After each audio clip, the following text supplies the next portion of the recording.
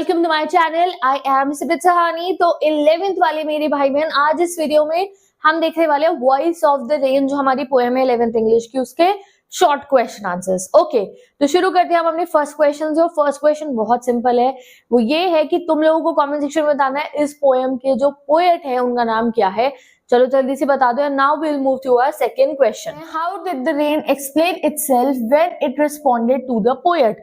यानी कि रेन ने अपना क्या डिस्क्रिप्शन दिया था। जब पोएट पूछती है तुम कौन हो, तो रेन क्या जवाब देती है, तुम्हें ये बताना है इसके अंदर। ठीक है, तो the rain describe itself as the poem of earth. Rain ने क्या कहा था? मैं कौन हूं? मैं पोएम ऑफ अर्थ हूं। याद है आपको? पोएम पढ़ लो, समझ में आ जाएगा। लिंक लगा दिया मैंने डिस्क्रिप्शन बॉक्स में प्लेलिस्ट का, जहां से सारी पोएम पढ़ सकते हो। Explaining that it was part of an endless cycle. Poem of earth हूं मैं, वो कहती है मैं पार्ट हूं एक एंडलेस साइकिल का। It rose from the earth, क्या कहती है वो? मैं अर्थ से ही राइज करती हूँ, वाटर वेपर्स के फॉर्म में इवेपोरेशन का प्रोसेस जो होता है। And the sea transform into clouds high in the sky and then return to earth as rainfall. तो पोएम ऑफ अर्थ वो खुद को क्यों कह रही है?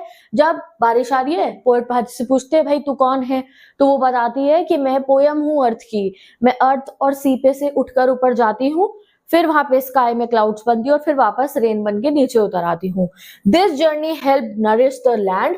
और जब वो रेन बन के वापस नीचे आती है तो उससे हमें क्या क्या फायदा होता है? हमारा पूरा का पूरा अर्थ, हमारा जो लैंड है वो नरिश हो जाता है। ठीक है, and added beauty to the world. पूरा ब्यूटीफुल हो जाता है, सारा जो पॉल्यूशन होता है वो वाइप आउट हो जाता है, making it essential for life. Okay, तो इसको और सिंपलर वे में भी तुम चाहो तो लिख सकते हो। Next question, how did the poem draw a connection between rain and music? तो the poem establishes a connection between rain and music by using phrases like poem of earth.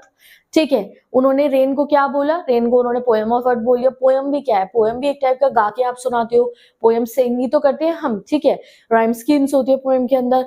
Eternal I rise impalpable out of the land and the bottomless sea.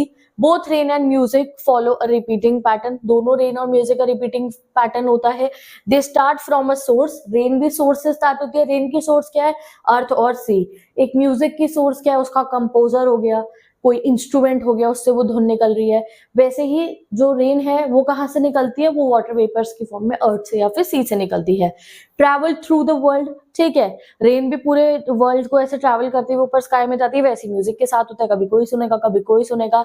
And eventually returned. Okay, just like the music brought joy and rhythm to life. जैसे आप music सुनते हो तो आप खुश हो जाते हो, वैसे ही the rain also fill the world with beauty and harmony. तो वैसे ही जब बारिश आती है तो भी लोग खुश हो जाते हैं, और लोग खुश हो ना हो, अर्थ बहुत ज्यादा खुश होती है, क्योंकि क्रॉप्स उगेंगी उससे, ट्रीज खुश होंगे उससे, ट्रीज ग्रो करेंगे एंड पूरा अर्थ नरिश हो जाएगा। ठीक है, चलो अगला क्वेश्चन देखते हैं। Why was the rain described as impalpable and what did it mean? Impalpable मतलब होता है invincible, जैसे किसी ने देखा ना हो, जैसे किसी ने टच ना करा हो। तो रेन कब होती है impalpable? हम कब रेन को देख नहीं सकते? वैसे तो बारिश आती है सबको दिखती है, आप ऐसे यूं जो है से हाथ पे फील कर सकते हो बारिश को, बट कब आप उसे फील नहीं कर पाते हो? जब वो वाटर वेपर्स की फॉर्म में ऊपर जा रही होती है। क्या इवेपोरेशन का प्रोसेस तुम्हें सिंपल अपनी आंखों से दिख जाएगा? नहीं ना, हर समय वाटर वेपर्स जो है ऊपर आसमान में जा रही होती है। इवेपोरेशन का प्रोसेस हर समय चलता रहता है, बट वो हमें उस समय दौरान दिखाई नहीं देता। उसी समय पे हम उसको कहते हैं कि रेन क्या है? इम्पालेबल है। तो the term impalpable was used to describe the rain's nature when it rose. Rose मतलब क्या हुआ? राइज का पास्ट फॉर्म हो गया ना। When it first rose as vapour from the ground. तो जब वो वाटर वेपर की फॉर्म में ऊपर जाती है तब it mean that rain was invisible and untouchable at that moment. इसका मतलब क्या है कि उस समय पे रेन क्या है? इनविजिबल है और अनटचेबल है, which made it seem mysterious and ethereal. Mysterious लिख देना बस। This description highlighted how before becoming rain it was hard to see or feel, emphasizing the magic of its transformation. तो ये एक तरीके का मैजिक दिखाता है कि रेन को हम स्टार्टिंग में जो उसकी इनिशियल स्टेजेस होती है देख नहीं सकते, ना ही फील कर सकते हैं। What journey did the rain describe to the poet? तो ये इंपॉर्टेंट क्वेश्चन है, ये वाला क्वेश्चन आप ध्यान से देखो। तो द रेन शेयर जर्नी, पूरा अपनी वो जर्नी शेयर करती है। The rain share its journey of rising as vapour, बताती है मैं वेपर बन के राइज करती हूँ from the earth and sea. It explain how it transform into clouds up in the sky, बताती है मैं कैसे स्काई के अंदर क्लाउड्स बनती हूँ। And then fall back down as rainfall, और कैसे वापस आ जाती है रेनफॉल के रूप में। This journey not only help refresh the dry land, ये जो रेन की जर्नी होती है इससे सिर्फ ड्राई लैंड यानी कि बंजर जमीन ही जो है वो रिफ्रेश नहीं होती, but also fulfil it's purpose of nourishing the environment. पूरा इन्वायरमेंट नरिश हो जाता है, making it vital part of nature cycle. तो इसलिए ये जो रेन की साइकिल है ये हमारी अर्थ के लिए सबसे वाइटल, सबसे इंपॉर्टेंट साइकिल है। Okay, next question, what was meant by the phrase altogether change yet the same. तो ये वाला जो है ना, ये शॉर्ट में ना आए बट एक्सट्रैक्ट क्वेश्चन में आ सकता है कि क्या मतलब है पोएट का जब वो कहते हैं ऑल टुगेदर चेंज, चेंज तो हो गया बट फिर भी सेम है।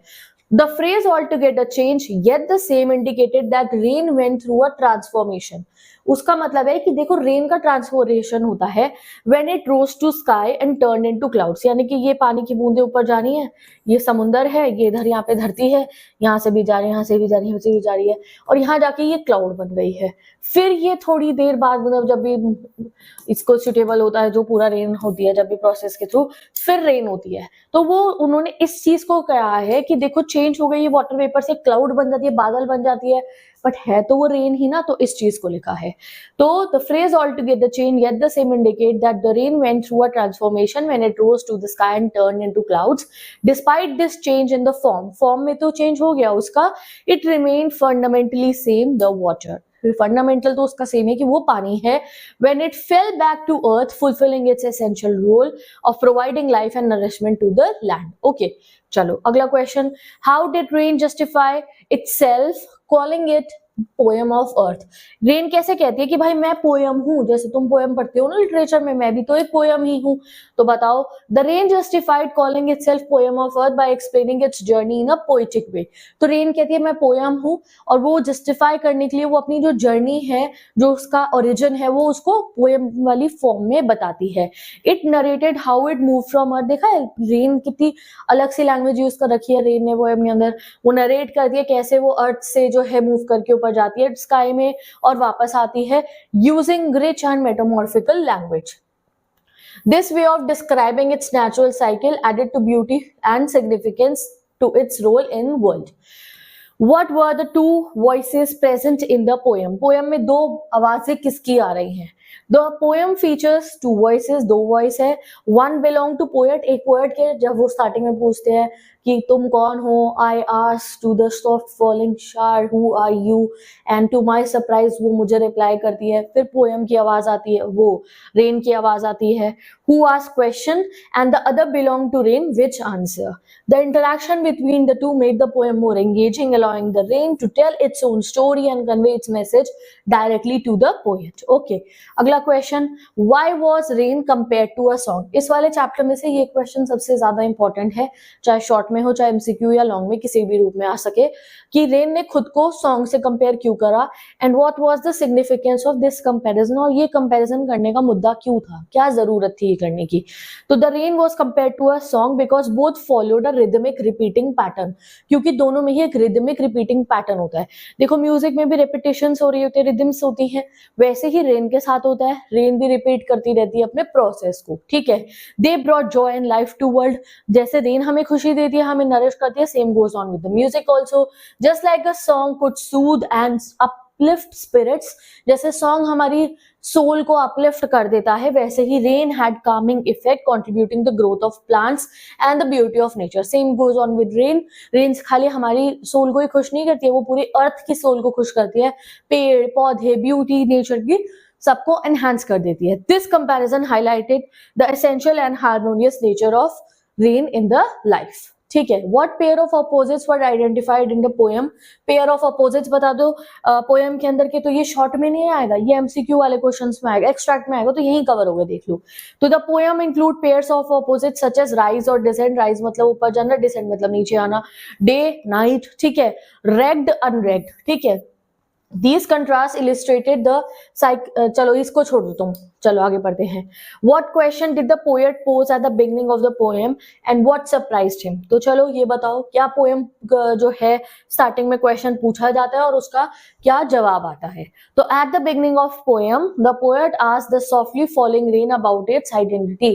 तो पोएम की स्टार्टिंग में पोएट जो रेन है उससे पूछते हैं कि तू है कौन भाई, He was surprised because he did not expected an inanimate part of nature like rain to respond him. तो वो सरप्राइज इसलिए हो जाते हैं क्योंकि उन्हें कोई एक्सपेक्टेशन नहीं थी कि inanimate part of nature, inanimate part of nature मतलब एक non living part of nature. हमारे नेचर के देखो लिविंग पार्ट्स भी होते हैं, जैसे हमारे सारे के सारे जानवर हो गए, दे आर लिविंग। यहाँ पे एक रेन जो एक हमारा इनएनिमेट पार्ट ऑफ नेचर है वो उन्हें जवाब देता है। This unexpected interaction made the moment special for the poet as it brought a sense of wonder to the ordinary experience of rainfall. How did the rain connect the land, sea and sky during its journey? कैसे rain land, सी और sky को जो है जोड़ती है अपनी journey के दौरान? तो rain connected land, sea and sky by rising from both earth and the sea, ठीक है, changing into clouds in the sky and then falling back down as rain. This journey illustrated how different parts of nature were interconnected and dependent on each other, completing the natural cycle of life. Why were the last two lines placed in the brackets in the poem? क्यों जो है poem की आखिरी दो line को हमने bracket में रखा हुआ है? तो the last two lines were placed in bracket to show that they represented the poet's personal thought. तो वो ब्रैकेट में इसलिए क्योंकि वो पोएट की थॉट दिखा रहे हैं. This line express his realization that rain and poetry shared similarities. क्योंकि लास्ट लाइन में ही उन्होंने कहा है कि रेन जैसे रिदमिक रिपीटिंग पैटर्न को फॉलो करती है और सबको नरिश और खुश कर देती है, वैसे ही मेरी पोएम्स है, ठीक है. By separating these lines, he highlighted that these were his reflection. Bracket लगाने का मतलब ये था कि वो ये दिखाना चाह रही है रेन नहीं कहा, ये मेरा अपनी थॉट्स है, distinct from the dialogue with the rain, capturing a moment of insight. In what ways did the rain serve as a blessing for earth? हमारे लिए जो रेन है वो ब्लेसिंग कैसे है? You have to tell this. तो rain served as a blessing for earth by refreshing and rejuvenating it. ये important question है इसका काफी ज्यादा. रेन हमारे को कैसे हेल्प करती है? हमें हमारे अर्थ को रिफ्रेश कर देती है, रेजुवनेट कर देती है. It clear dust from the air, पूरी की पूरी डस्ट हटा देती है एयर में से. नरिशमेंट प्रोवाइड करती है प्लांट्स को, सीड्स को हेल्प करती है ग्रो करने के लिए. Without rain seeds would remain dormant. अगर रेन नहीं होगी तो जो सीड्स है वो डॉर्मेंट रहेंगे, उग ही नहीं पाएंगे, सोते रहेंगे. And life would struggle to flourish. अगर बारिश ही नहीं होगी तो कितनी इरिगेशन भी अगर आप करोगे तो भाई वाटर टेबल रिचार्ज होना चाहिए. वाटर टेबल किससे रिचार्ज होता है? ग्राउंड वाटर का, वो भी तो रेन से होता है. तो rain is very important. The rain contributed to a cleaner and brighter environment, make it essential for growth. तो ये क्वेश्चन सबसे इंपॉर्टेंट है इस वाले पोएम में से. व्हाट डीपर मीनिंग ले behind the apparent simplicity of the poem. इसको आप लीव कर दो, इसके ऐसे तो क्वेश्चन चलो लीव करो. अगला मैं इंपॉर्टेंट वाली कराती हूँ. How was the rain cycle of movement illustrated in the poem. तो ये भी आप अगेन रीड करो. पूरा रेन में हमें साइकिल बता रखी है. Poem illustrated rain cycle by describing how it rose as vapor from the earth and see it transform into cloud in the sky and then fall back as rain. This cycle mirrored the scientific water cycle where water evaporated, condensed and returned as rain, emphasizing the natural flow of life. Okay, so with this we have completed almost 15 question, most important question of this poem. Now I'll meet you in the next video जहाँ पे हम next poem के and बाकी chapters के class 11 English के important short questions को cover करेंगे. So you can go and check the playlist and अगर इनके notes चाहिए तो description box में मैंने links लगा दी. You can go and check the summary of poem, some important questions of poem. So you can go and check the study material also.